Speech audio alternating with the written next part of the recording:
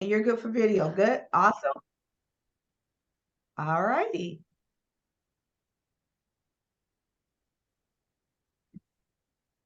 Well, hello everyone, and welcome to the Best of Missouri Hands chat with Pat Berkbigler, Professional Development Grant winner.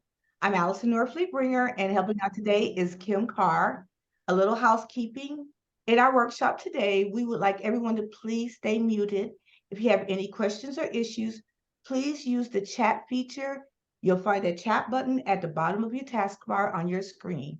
Kim and I will convey your questions during the presentation to Pat. So if there's something right that you need to know right as she's doing that, we will let her know and she'll answer that question. Near the end of the workshop, though, we will actually open up the floor for a little questions and answers. And today, our speaker for our online workshop will be the Best of Missouri Hands Juried member, Pat Berkbigler. Pat, would you like to tell us a little bit about yourself and about your work? Okay. Well, I am a retired elementary school teacher after 31 years in education, and I loved it. It was a great career. And I've always been interested in arts and crafts since I was little. My mom used to make furniture with her dad, and my brother is a professional artist. And my other brother makes furniture and is a construction worker, has his own company. So we've all been in that kind of thing, but I was an elementary school teacher and I didn't teach art. So once I retired, I needed some things to do. And I've always done things like quilting and cake decorating and wreath making and all sorts of different things throughout my time. And when I was little, I took paint sticks, those paint stirrers you get at the store, the wooden paint stirrers, and my brother and I cut them up into little rectangles, and I took seeds and made bugs on the little rectangles and put a pin on the back and went around the neighborhood selling them to people so that I could earn the money to get a plane ticket. And that was back in the day when plane tickets were cheap because I'm older than dirt.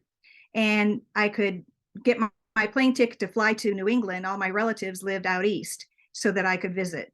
So I did stuff like that my whole life.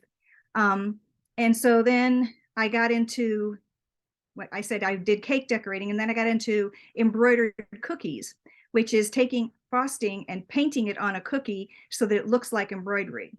And I was looking through YouTube to find more ideas, and I came across a woman named Miriam Joy, and she was doing gourd art with melted crayons. And I thought, well, that's interesting. So I ordered my stuff from her, and this is the first thing I did, were these little ornaments. And the decoration on this is done with a coyote gourd, and they're found wild in the ditches. You just pick them out of the ditch. And the decoration on it is done with melted crayon. So that's how I got started. And then I decided I wanted to do it on bigger gourds, but I didn't have a clue in the world where to get them. So I started researching that, and I found the Show Me Gourd Society. And they have a convention every year in Springfield. So I went to the convention to get some, they were going to have vendors there. So I was going to get some big gourds. And then they had classes to take as well. So I took a class from Gloria Crane, who lives in Utah now, but she was living in California at the time. And she taught carving on the gourds. And so after I took that first class, that was it. I was just hooked. I got all my equipment and just kept going from there. So one of the things I originally got was a portable carver. And so it ran on battery, you recharged it, and I could carve anywhere. I could sit out on my deck, I could sit in the park, I could sit anywhere and carve, although it is kind of noisy, so it kind of depends. But that started, I'm doing the deep carving. That carver really didn't have the torque and the power that I needed. It would keep stalling out on me, and then I had to turn it off and turn it back on, and then it would stall, and I'd turn it off and turn it back on. So I applied for the Professional Development Grant to get a carver that had more power and more torque so that I could do the carving, the deep carving that I like to do. And I've got some videos of making a gourd, and I can show you how that tool works. But it's really been a godsend because it's a lot less wear and tear on my hand and my wrist. As I worked with the other one, because I had to work so hard at it, at the end I would have to peel my fingers off the carver to make my hand stretch out. So I thought I would share with you, I'm trying to look here and see if there's anything Hey, else I Pat, need to say. I don't think so. Pat, I have a question. So Uh-huh. you applied for the Best Missouri Hands Professional Development Grant, and you were awarded that last year in 2022. And so with that money that Correct. you were awarded, you've bought this new tool that's helping you with like you said, that so it doesn't hurt your hand and stuff. So that's how you've utilized your grant money, is by getting tools that you need for your work. Okay. All right. Thank you. Exactly. Okay. Yep. Yep. So I thought I would share with you how this tool works. And by doing that, I'm going to take you from start to finish with a gourd, how I get it and what it looks like when it's done. So I have little video clips along the way. And if you have questions, you can ask those questions. I'll share my screen here. I think I will anyway. Let's hope I do. There we go. And so I'll show you, like I say, from start to finish, what I do with gourd work. And hopefully this is all going to work like I planned for it to work. Okay, so here is what I start out with. I get a gourd. Usually I get uncleaned gourds. If I get clean gourds, they're more expensive. So I just clean them myself generally. But sometimes it's worth it to get them clean, because you put them in water and you soak them. And I don't know, how can I turn off this? Here we go. And then I use a steel scrubby to scrub all that mold off. That all has to come off. And the white part on there is really thick. So sometimes it'll come off easily and sometimes it won't. And I have to soak it for a good long time. And even that sometimes doesn't take it off after all the scrubbing. So I get a sharp knife and can scrape that white part off. And it depends. This gourd came from a gourd farm in Arizona. The ones I get from California don't have this white coating on them. But the gourd farms, the one in California, they grow thousands and thousands and thousands of gourds. And they go out every year, and 4 times a year, they turn their gourds, these thousands of gourds out in the field, so that they will grow evenly and be symmetrical, because that's what people want to do their artwork. So if I'm impatient, I scrape with the knife the whole time. Otherwise, it's good to just put it in the water, cover it with a wet towel, and let it soak for a little while, and then it comes off fairly easily. So that's step number 1. Okay. Then the next thing I do, once I've got it cleaned and dried, I use this implement that my brother made for me. He's got a clamp that I clamp to the table and put my pencil in there so that I can, I need to start the video. So I can mark the top of the gourd at the height I want to cut it off. And so to do that, I just mark it with a pencil and score the top. So that's the next step.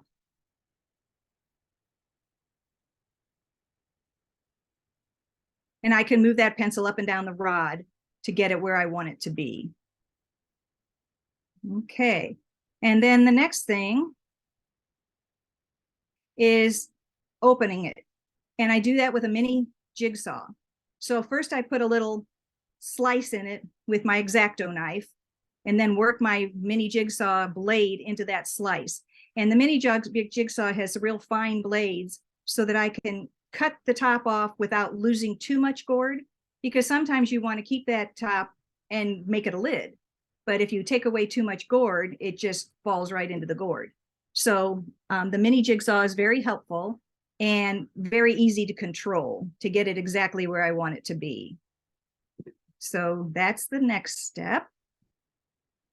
Then after I've got it open,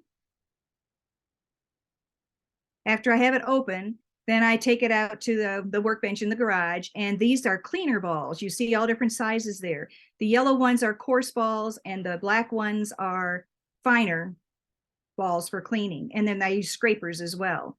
But you put that ball into a drill and clean the gourd. Yeah, you try to use as big a ball as I can to clean the gourd out.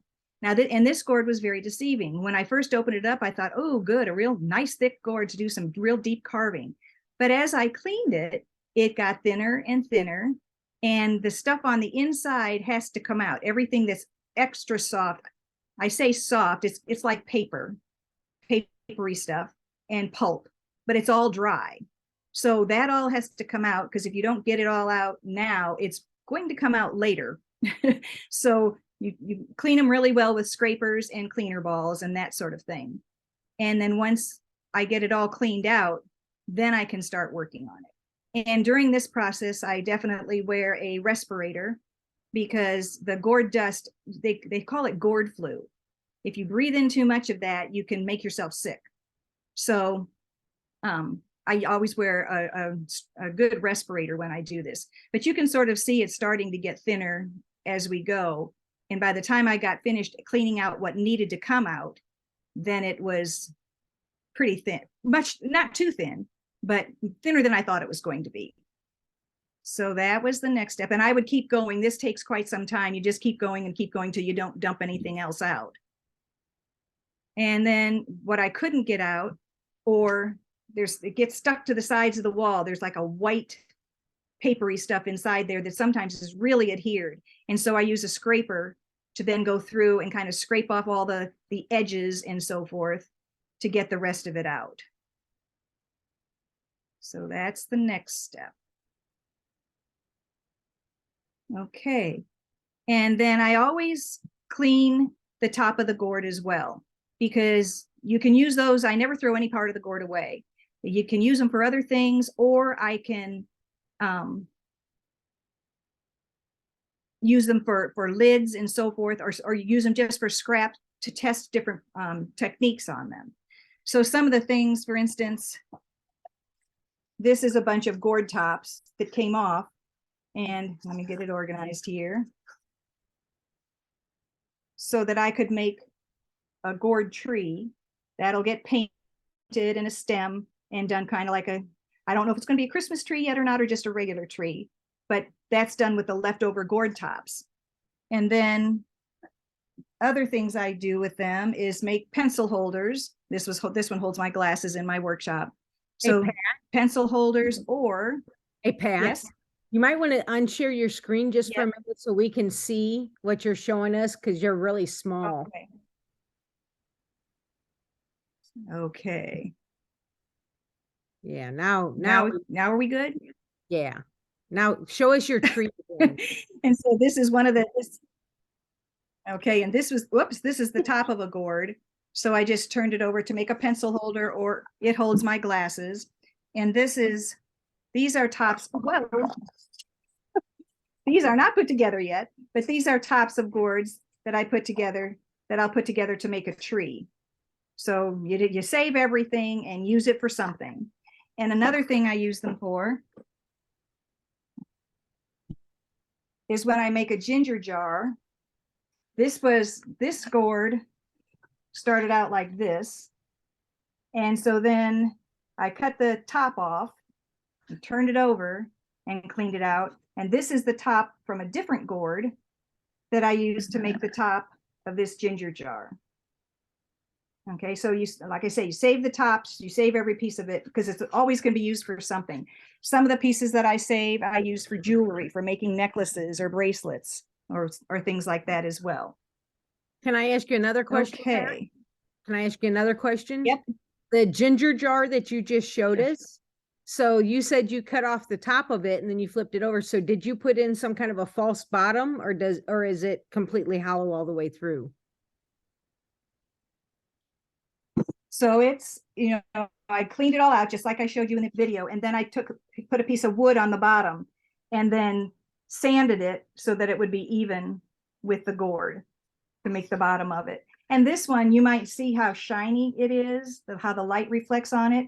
This one, it's not the finish I put on. I sanded the gourd. And you can sand a gourd with really fine sandpaper. I start with 400, and then I moved to 600, then I moved to 800, then I moved to 1200, and sand over it. And it'll shine the gourd like it's been polished, but it's just been sanded. So that's Can I ask you a question, Pat? This is Patty. Uh-huh. Would you call that technique burnishing? Like, that's a term used in clay when you're smoothing, basically you're smoothing the particles so that it kind of creates that smooth, almost shiny finish like that. Would that be the term you would use for the gourd also? They don't say burnishing, but it is what it is. It's the Okay. same technique, because when you're doing that, you're sanding, so you're closing up any of the little pores or whatever is in it and makes the surface real slick. So you want to do your wood burning and things first on the gourd before you polish it, because otherwise it's really slick for your pen, your pyrography pen, to work on the gourd. So yes, it's the same process. Okay. All right. Now, let me share my screen again, I hope. There we go. So now we're on. You are screen sharing. I got that. I can't see where I can move my gourd down. Hang on here.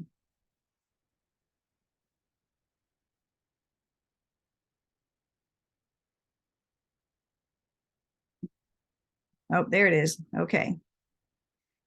Okay, then this is the next thing I do. And it depends on what kind, what I'm doing with the gourd, of course. But the one that I'm showing you that I made from start to finish for you is going to have a picture on the front. So I have these templates that I got from Miriam Joy, and they're flexible, so they're perfect for gourds. So I've got all different sizes. There's sizes of circles, and then I've got diamonds and squares, so that I don't have to measure out and try to find something that's the right size to fit over a curved surface. And that works, they work really, really well. I use them all the time for anything with a curved surface on it. So I mark where my circle is going to be, which is where my main picture is going to go. And then after I've done that, I draw my picture on a piece of, what's it called? I can't remember the name of the paper. Tracing paper. Tracing paper. Good grief. I put it on tracing paper and then trace it onto the gourd with carbon paper so that I get it where I want it and don't have to keep fixing it. Plus, as I said, I haven't ever taken any art classes, so I'm not a good artist to just sit there and draw it. I have to work at it first, and a lot of erasing and that kind of thing before I get it the way I want it. And then I put it onto the gourd. Okay. And then after I do that, everything that I've drawn on there or put on there with the carbon paper, then I trace over it with a pyrography pen. And I've got all different pyrography pens. The one I'm using in this picture is a skew, and that's just for straight lines. And then when I do shading and things like that, I use ball tips. Mainly the skew and the ball tips are the ones I use the most. There's tons and tons and tons of different pyrography pens, but you'll find that just a few do practically everything you want them to do. You can make them do different things. For instance, this is, let me unshare so you can see. Okay, this is done with pyrography. It's all, there's no paint on this, there's no anything, it's just the gourd itself and done with a pyrography pen. So I did Zentangle over the entire gourd. This is called a tobacco box gourd. There's tons of gourds and they all have different names. And I'm still working on this one. It's the inside is going to be lined, the top is going to be lined, and so it'd be a little trinket box when it gets finished. So, and then I also, depending on what kind of picture I'm doing, if I'm doing a regular picture that isn't going to be cut out, I'll do shading with my pyrography pen before I do any kind of painting. Okay. Let me share my screen again. So Pat, is a pyrography pen a wood burning pen? Yes. Okay. All right. Yes. And I've got my wood burner has I've got heavy duty pens, and then my wood burner has a dial so I can increase the heat or decrease the heat. And it's real tricky on a gourd because the gourd surfaces are hard, and it depends on how hard, whether that's going to take the burn or whether it's not going to take the burn. And you can be going along and working, and then all of a sudden you hit what I call a soft spot. It's not soft, but it's not as hard as a spot, and your pen will just kind of sink into it. So you have to be kind of careful as you go along because even the gourd itself can have different spots on it. Different gourds are different, and then different spots on the gourd are different. So it takes a little getting used to be able to burn the way you want to burn. Then after I get the picture on there with the pyrography pen, then I take a wet wipe or a baby wipe and scrub all the parts off that I didn't stay on the line. So I want all that pencil stuff and all the extra carbon and that kind of stuff off the gourd before I paint it. And so usually I take that off with a wet wipe.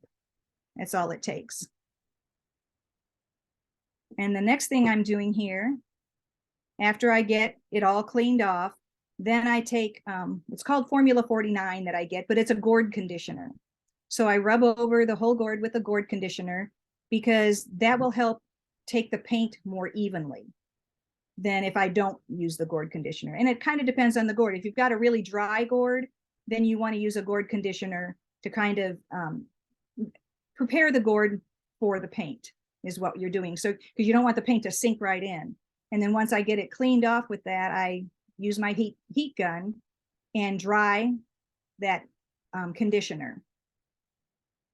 Okay. Then after I get that done, then I can paint. And what I paint with are, what I like to use mostly are transparent acrylics and transparent inks. And that's what those little bottles are that are sitting up on the table. They're just little tiny bottles, and it's like water, but highly pigmented. So I use little micro tip brushes or regular paint brushes, or it depends on what I'm doing as to what I need to get in there with. And so here I'm using one of the little micro tips. So I get my colors on there. Oops. And after I get my colors on there, you're going to see in a second here, then I blend those colors. And also everything I paint with the transparent acrylics and transparent inks, I hit with a Q-tip because it evens out that paint. Otherwise, you kind of have little puddles and things. They don't really look like puddles, but they are. And then if you go to dry that, it'll look all spotted. It won't look nice and even like you would want a painting to look. So once I get it all on there, and then generally too, it depends. Like if I'm making a flower and I want it to go pink to white tips on the flower, I put the pink, I put the white, and then I blend the pink and white together with the Q-tip, and before I dry it. So like I say here, you tap everything, you go over everything that you've painted in order to even that out. Because like I said, it's kind of just like water. Okay, if I can hurry this along. And then once I get it exactly the way I want it, then I use my heat gun again and heat set that ink. And I'll do it as I go along. I'll heat set as I go along because otherwise I stick my hand in it and spread it all over the board. So that's kind of tricky too, because if I'm doing a large area, I feel like I need to paint that whole thing before I heat set. Otherwise, it doesn't blend together well. If I try to do a section and then do a next section up next to it, I get a line. Other people don't, for some reason I do. So I try to do the whole, like I did the whole leaf, and then I can heat set. I can do the next leaf and then heat set. Okay, so once I get it painted, this is the carver that I got with my grant money. So it's a little hand carver. What you're hearing now is the Tornado 1000.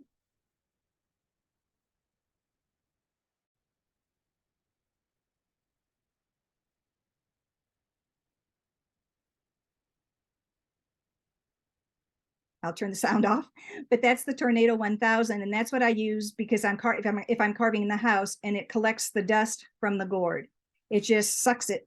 It is a tornado. It just sucks it right up into the machine, and there's a filter there that collects all the gourd dust as I go along. And if I get anything in my lap, usually it's big pieces that'll drop down that I can put in the trash, or if something gets in my lap, then at the end I can just brush it off and it'll suck right up into the Tornado 1000. So let's see here. So this is the first thing I do on I did on this. Okay, I usually wear earmuffs.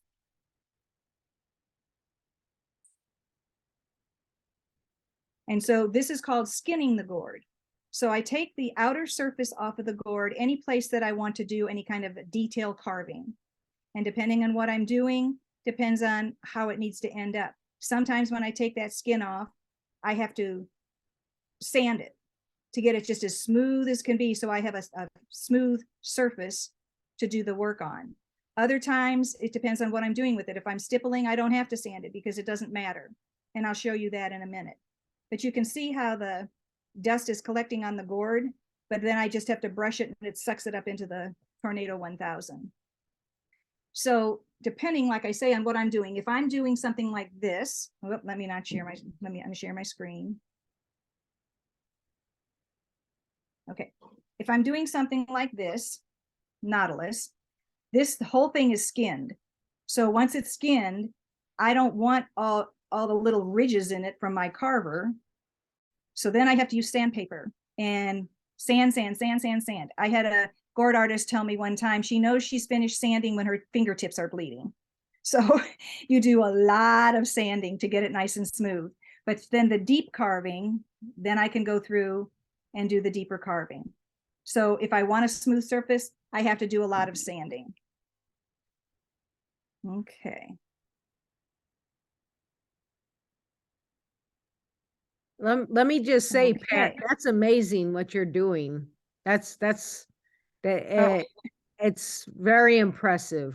Good job. Well, thank you. Thank you.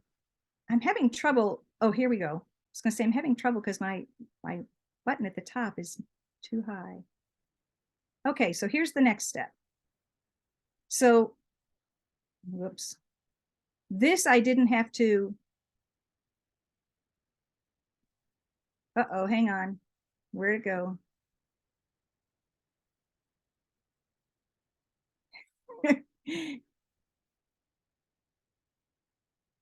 I can't get it back out. And this is, well, there it is, little tiny. What happened? Here we go. Let me do this again. So this is called stippling. And with the stippling, I use a ball burr and I just have to hit and make dimples throughout the whole thing. And as I go along, I try to be careful because I get what I call worm trails. And it looks like all of them are in a row. So then you have to go back and kind of dimple in a different spot so that it looks more evenly distributed and get up close to the edge. So that's called stippling. And I don't have to sand when I stipple because it doesn't matter. If that's all ridged and everything, when I start out, it doesn't make any difference because I'm going to stipple over it. So after on this particular gourd, after I did my stippling, then I used it's called a Philly point burr, and it's a diamond burr, which is a real rough edged rough burr, and poke a hole right through. And then I'm cutting around the top of my design. So I'm cutting off the top of the gourd to make it more interesting than just a plain top on the gourd. It'll have the ginkgo leaves will be the top rim. And so I just poke it in and start carving around. And some people can do this with their mini jigsaw, not me. I have to have something that is more precise that I can control more easily. So I go around the whole gourd. I'll go around the whole gourd and just cut the top off. Okay, move this down. In a second, you'll see the kind of hole that it leaves is how much is removed. And it depends too, if the gourd is really thick and you have to go really deep to get the cut completely through. And I always, a lot of times I carve with the carver in one hand and a paintbrush in the other. And then as I'm carving, brushing away and carving and brushing away so I can see what I'm doing. So then like I say, I'll go all the way around the gourd with that. And then once the top is cut off, any place you cut, you sand. So any surface that's been cut out, I always use the sandpaper, and I use little riffler files that are little sanding files and whatever to get into the tiny spots, because anything that's cut needs to be sanded to get a nice finish.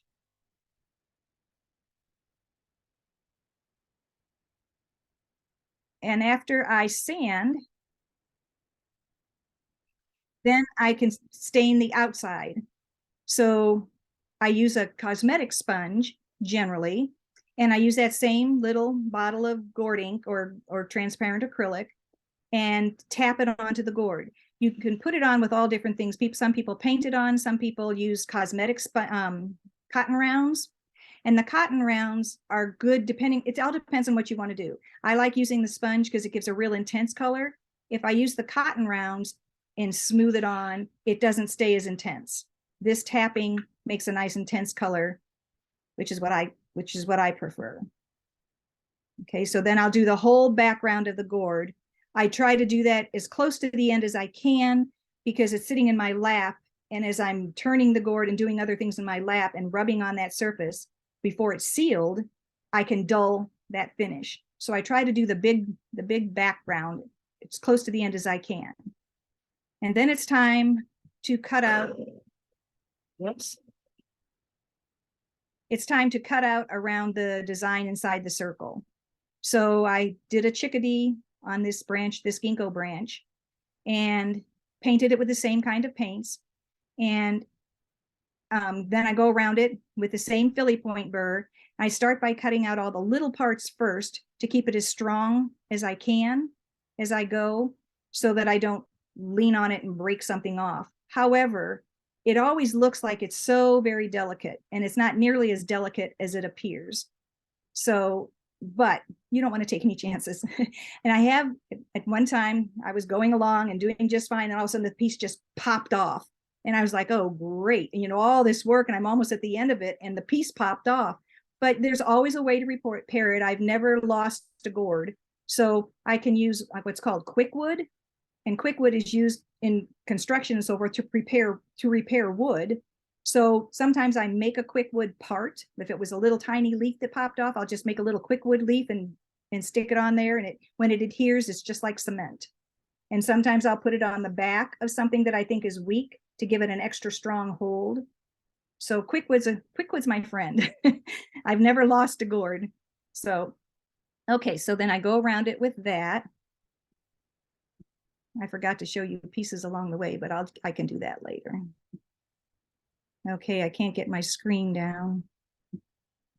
There we go. Okay, so now no, I want to stop. How do I want to do this to show the gourd, the finished gourd? I want to stop share, right? Yes, ma'am. Okay, so this is what it ends up being. So I painted the inside blue. I always do that. A lot of people paint the inside first, but I've never quite understood that, because when you paint the inside first and then you carve, all that gourd dust goes in there, and then you have a heck of a time getting it all out. So then when I've done that before, then I end up painting it again when I get finished. So I just paint it when I'm finished, but I painted it blue so that the bird would show up nicely. Depending on what you're doing, a lot of times the insides are painted black, but I don't know if you can, my light will show it a little better. I don't know. But anyway, that's the finished thing. And like I say, it looks delicate, but it's not. It's just like wood. It's fairly thick gourd. And another thing I don't know that you can see, one of the reasons I like, you can't really see it on here. One of the reasons I like the transparent acrylics is because when you can see the design, the natural design of the gourd through it. So and if I use solid regular acrylics, it would be solid. You'd see no gourd markings, the natural gourd markings. And I like it to remain looking like a gourd. So this one was done sort of the same way, where I, carved the leaves and carved the branches and everything before I cut it out then. And then this was awfully big, so I put a design on the back since it was such a large gourd. And this gourd, you can see, is really quite thick. So this one is one that I got from California, We can't grow them that thick in Missouri because our growing season isn't correct for that. But it's fine because then when I do something thinner, this gourd is thinner. I use Missouri gourds and gourds that I get from Arkansas to do those. This one, again, was a nice thick gourd, so I could do the deep carving on it. And there's good things about thick gourds, and then there's things that aren't. So what I planned on doing with this gourd was I was going to do the sand waves and the stippling, and then over here I was going to do filigree carving. I call them giraffe holes. But then when I realized how thick this gourd was, there was no way I could do that because putting my Philly point burr through, it's pointed at the end, I couldn't get it carved out. So I ended up doing the rocks instead. And then this surface was done with wood repair and just tapped on there and then painted once it dried. And it's just, you know, it's not going anywhere, I guess is what I want to say. And then I was going to show you this one. This one is on the card, but it wasn't finished yet when it was on the card. And this is what the filigree that I do, but this was a thinner gourd. So I could do the filigree, and I didn't, on the other one, I had to do the stones, the rocks, whatever it looked like. But so that's the story. Hey, Pat, we have a question or Yes. two. For one, the card you're referring to is the Best Missouri Hands. We just redesigned our rack card. And so one of the images was chosen. And so that's the gourd you were working on in that picture that's on the rack card. Yes. And then the rack card, I still had the background there. You know, I hadn't carved away. And this one, the butterflies, like it's not attached on this side. Okay. I carved that way so that they look like they're floating.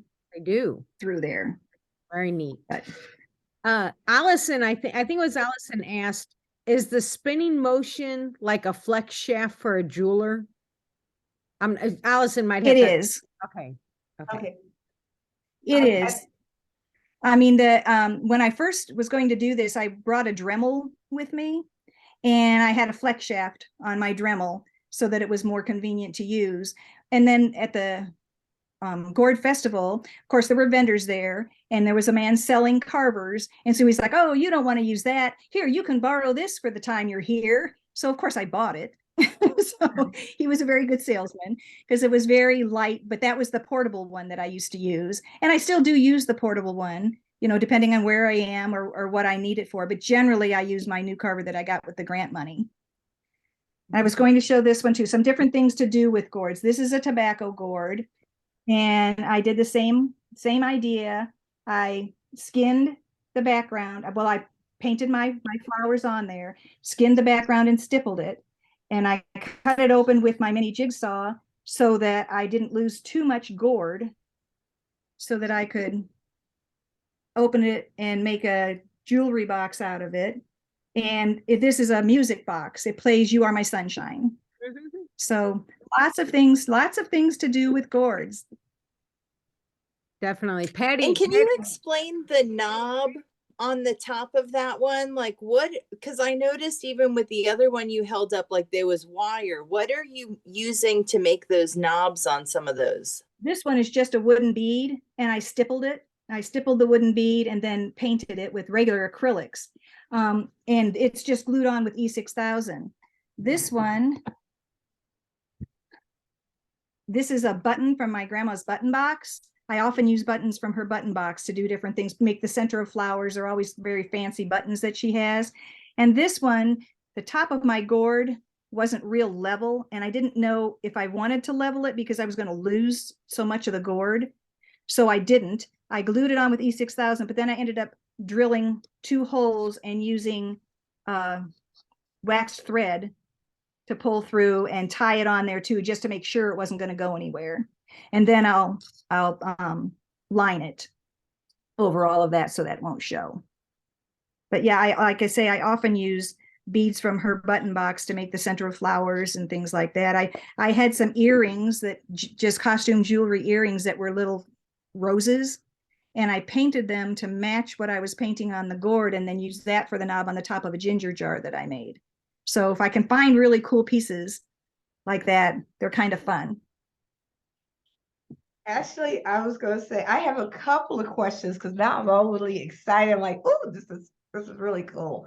First question, when you actually take the pieces apart and like you're taking parts out, can you use your just the chunks that come out? Can you carve into them and make them almost like little 3D components to either be used with the quick wood to go back in to add something if you want it to be more sculptural, even past just the gore shape? Can you do that? Are you Or talking about what I scrape out of the inside? no, like when you're cutting off a whole Piece that's section left over? and then you got that like chunk left over, can't you almost now use that as a sculptural component itself? My Yeah, mind's thinking a little too fast that it shouldn't be. Like I really need something else. but see, I have the little pieces that I cut off, Yeah. and I always save them because even if I can't do anything with it, I can use it if I'm trying a new technique or something that I'm not sure how is this going to turn out. I can use a scrap piece to do my practice work on before I do it on the gourd that I don't want to ruin. But then also pieces like this, if they're large enough, I can cut out a square and I use it to make bracelets and necklaces and earrings and those kind of things, and they're very light. Like with earrings and necklaces and things, you don't even know you have them on because it's just very light. So I do save those pieces and do that kind of thing with them. Now other people, I don't do sculptural things like rabbits and characters and things like that, and a lot of people do that, and so they'll use all their scrap pieces for ears, or noses or part of the head or those different in the feet, those kind of things. So yeah. And my little second question, because I know that, well, just because you used to be a part of one of the galleries I was part of, which is part of Best of Missouri Hands as a sponsor, is Green Door. You used to have one, and I think you showed it, where you actually put a geo and you actually, so how do you work about actually doing inlays? Because that's basically that aspect. So I was just curious, and what type of glue or what type of medium are you using when you're actually affixing things into a gourd? Okay, and this one, since it was a geode, it was thick, so I went right through the gourd to put this in. So I basically made a hole in the gourd but beveled the edges so I didn't drop it right into the gourd, and then I use E6000 to adhere it. So, and then if I'm doing an inlay like this, on this one I have, I don't know if you can see, well, there we go. It's got an ammonite in the middle. So I'll make a paper tracing of my ammonite and trace it onto the gourd, and then I carve that out. And this is a canteen gourd. You can obviously see why, because it looks like a canteen. But it's the middle where the stem was is real thick. So I carve it out and carve as deep into the gourd and make just like a little pocket to set it in. And then I use the E6000 to make it stay. This one is another thing you can do with gourds. It's an oil lamp. So you light it like a candle. And it has several of the different textures. It's got the, well, this one is like a lace. It's kind of like stippling, but it's like a lace. And then some Zentangle and some foil, gold foil that I use sometimes. And also this is, oh, what's it called? My mind is just going on me. Powder,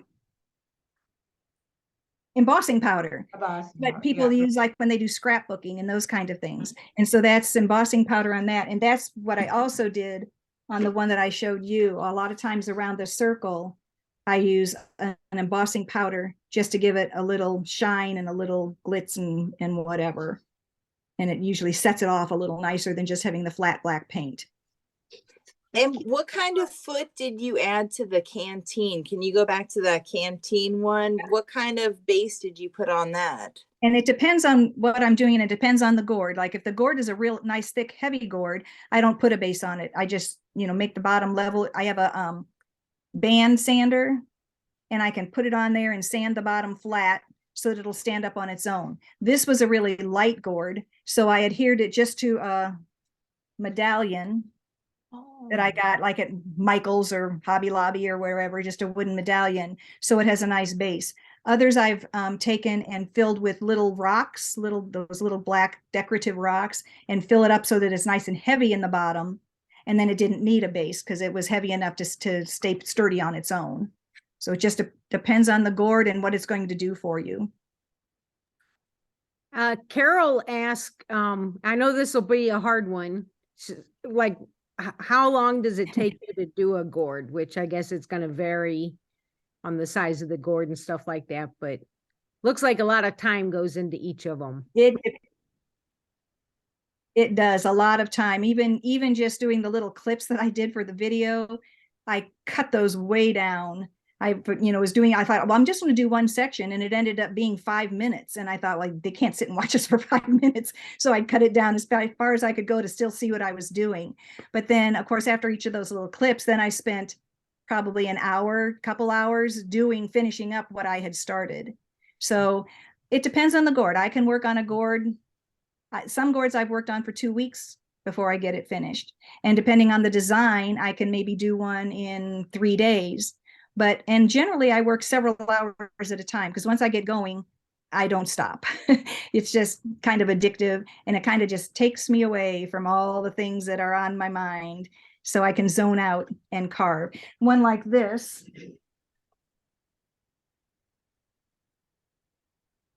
This is a small lamp, but I did the gourd like fall leaves with butterflies and so forth. And I just found this lamp. This lamp was all white when I got it. And then I painted the birds to look like bluebirds instead of, sitting on the tree trunk. But a gourd like this, first of all, you have to get I trace all of the maple leaves on there. And generally I had to go along, put some on, put the next row on, and then trace. So I have all these leaves hanging all over the place, falling off and going back on. And so it takes a while. And then to go back and wood burn all the outlines takes a good long time too. So it just depends on the gourd, depends on what I'm doing as to how long it takes. The deep carving, when I have to do a lot of sanding, that sanding takes a long time. And I can do so much sanding at a time till I can't sand anymore because my hand is too cramped and have to come back to it again. So like I say, it kind of just depends on the gourd as to how long it's going to take. Nothing is fast. Everything is a kind of a slow process, but I've never actually timed one or like to get the hours down start to finish, but they take a while. And that's why I was in Best of Missouri. I'm the Green Door Art Gallery, and I do for the last 4 years. This I think will be my 5th year. This October, I do the Best of Missouri Market at the Missouri Botanical Gardens. And last year when I did that show, 28,000 people came through. So I sold I always have my coyote gourd ornaments, and I sold over 80 of those. I do sculptured Santas, and I made 35 of those and sold them all. I made, well, here, let me show you.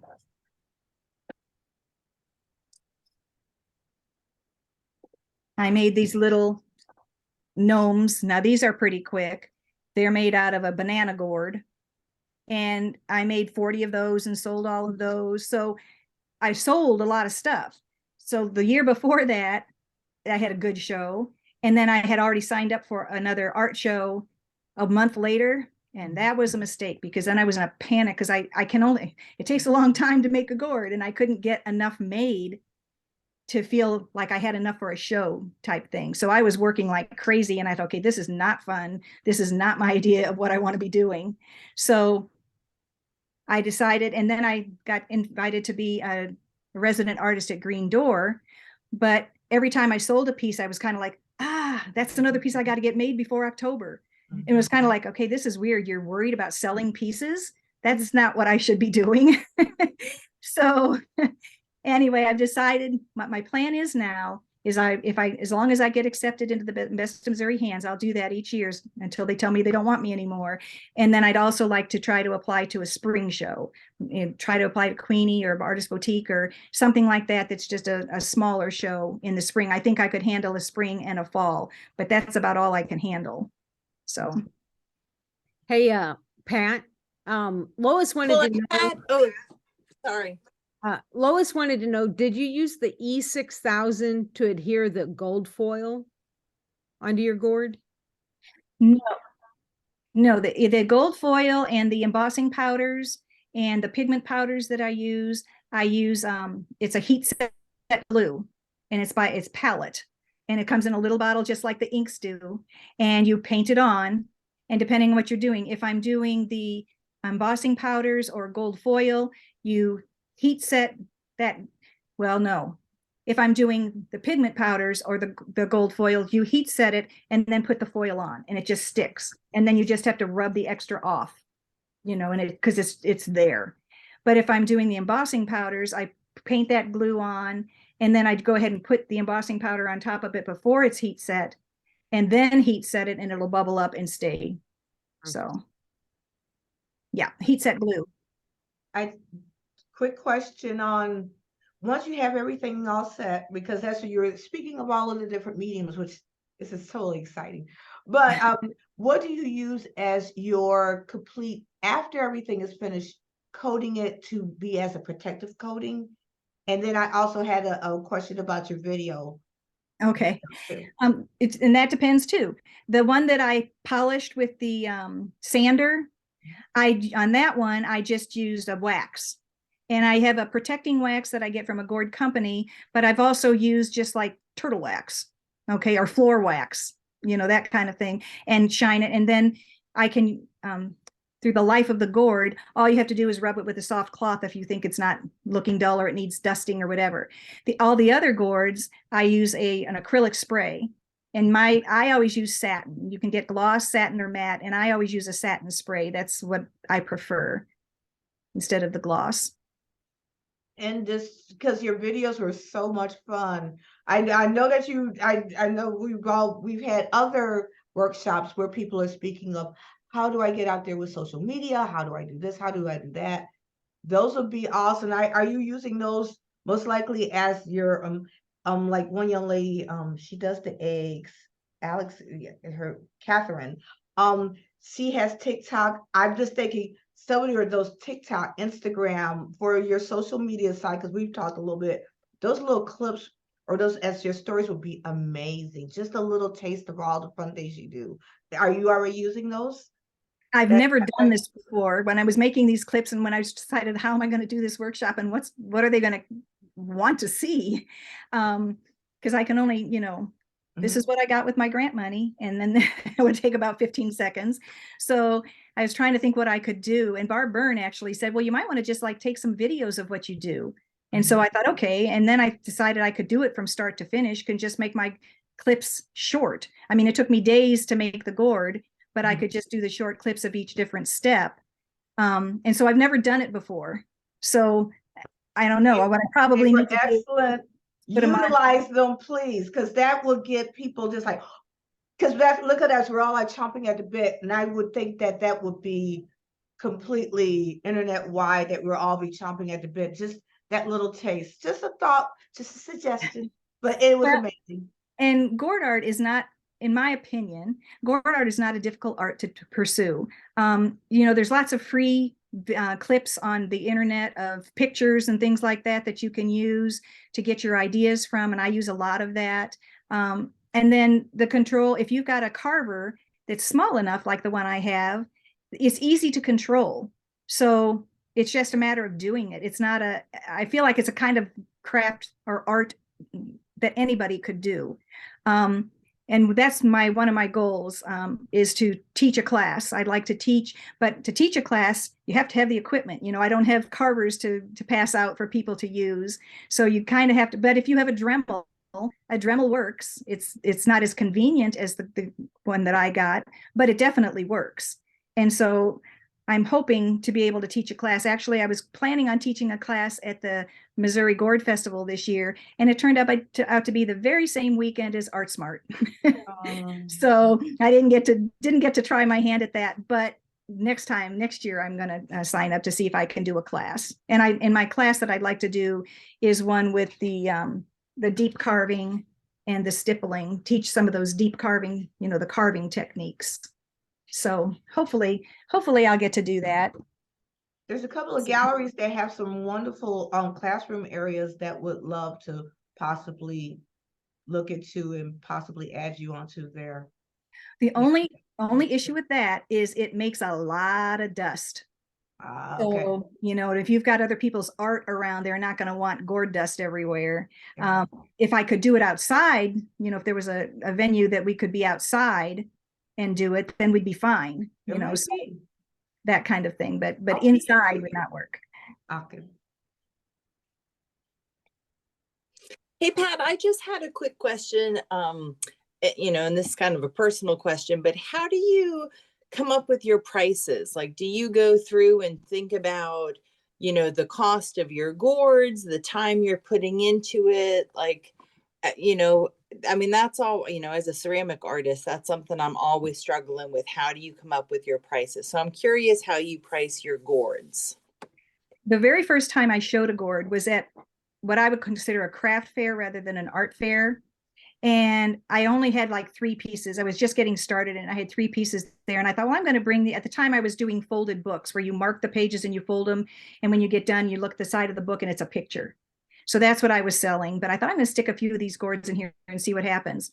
Well, at the craft fair, I had very low prices on them for gourd art. But people would walk by and they'd pick it up and they're like, oh, it's pretty, but it's not that pretty.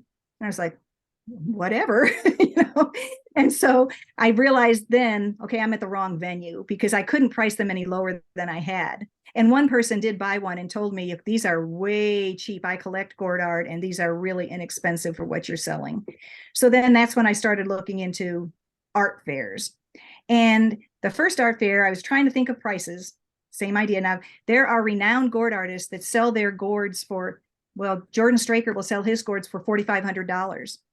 And I have lots of gourd artists that are really, really talented and they sell them for thousands. I do not. But when I first started to price my gourds for the very first fair, I had no clue. But my brother, who has been an artist all his life, he does painting, was coming through. He lives in Seattle, but he was coming through and he stopped. And so I laid out all my gourds and said, what would you sell these for? Well, he started pricing them and I was like, you've got to be kidding. I can't get that for that. And he was like, and I'm thinking, yeah, that's because you live in Seattle. I live in Missouri. So, I don't think that's going to work. But he convinced me. He was like, you've got to look at this as art. And if you price it too low, you are undermining your fellow artists because those people are pricing it as art. And if you don't price it as art and you sell it cheap, what he considered cheap, then you're undermining your fellow artists. And that's not the way to go. So I was like panicky and I did drop my prices by like $5 or $10 on a piece and took them to the fair. That first fair that I did, there was another gourd artist there. And I told her, well, I'm pricing this at whatever. And she said, she looked at me like, and she goes, well, you can try it. Like, there's no way you're going to get that for that piece. But I did. I got what I had marked them for. I got them. And I think there's things to be said for that in the kind of at the idea of if you value your art, other people are going to value it as well. If you price it too low, they're going to think that it's not that big a deal. So there's something to be said for valuing what you do yourself so that others value it as well. Yeah. So, and then after I did that first show, then I started pricing kind of by size and by, like, if it was deep carving instead of just a painted thing, I charged more for it because it was more work, a lot more work. If it was a music box or something that took a music box take a long time. You cut a little piece of wood to go in there for the music box to sit in, and getting it in the gourd is kind of tricky. But so there's a lot more time spent doing that. So I do consider time a little bit, but mostly at this point, I consider size and whether it's deep carving or not as to how I price. Hey, Pat, Carol said that her niece gave her 2 small gourds last fall, and now she's got a brain implosion from ideas. So she thanks you very much for this workshop. And I have a question. Yeah, too. no problem.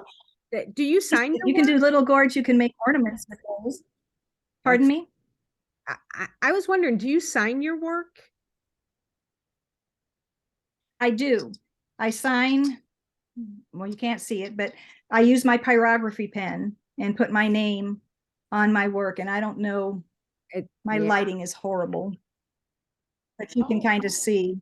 Okay. And I put it on, and depending on what it is, sometimes my pyrography pen's not going to show because I have a black, well, here it's got the pyrography pen where I just usually sign in a circle or something on the bottom. But if I have a black bottom, like I've added the bottom to the gourd, then I'll sign with a metallic pen and sign it. But I even signed my Santas, which are made from banana gourds. I didn't used to sign them, but people wanted them signed. And I'm thinking, I don't want to splash my name across this thing.